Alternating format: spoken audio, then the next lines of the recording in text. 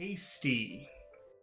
Again, hasty is an intermediate level word, and it's a vocabulary word that we practiced from chapter 1 of David Copperfield by Charles Dickens. Hasty is an adjective, and it's used to describe something that you do quickly.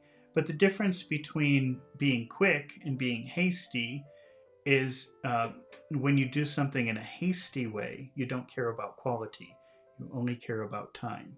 So you can do something quickly and it's done well. But if you do something hastily, you're doing it very fast and it's not such a good job. You don't care if it's good or not. You just care about the time. And this is that's the difference between hasty and quick. Okay, and it's a negative word. Hasty is almost always used in a negative way. So let's see, probably we'll use the adverb, hastily. Hastily. So if we say, John was late for his meeting, so he drove quickly. Well, you can drive quickly and do a good job, but if you use the word hastily instead, it means he didn't care about, is he driving safely or well? He's just driving quickly. He doesn't care about safety or anything like that. He just cares about the time. So let's use hastily.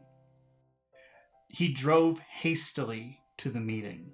He drove hastily to the meeting. This is bad. He doesn't care about safety. He doesn't care about quality. So suddenly it's a very negative sentence. He drove hastily to the meeting. Let's make a what happened question. What happened? What happened when? What happened when he drove? What happened when he drove hastily? What happened when he drove hastily? When he drove? When he drove? When he drove? What happened when he drove hastily to the meeting? What happened when he drove hastily to the meeting? And here's the answer. He had an accident. When he drove hastily to the meeting, he had an accident. When he drove hastily to the meeting, he had an accident. Okay, let us move on to another word here.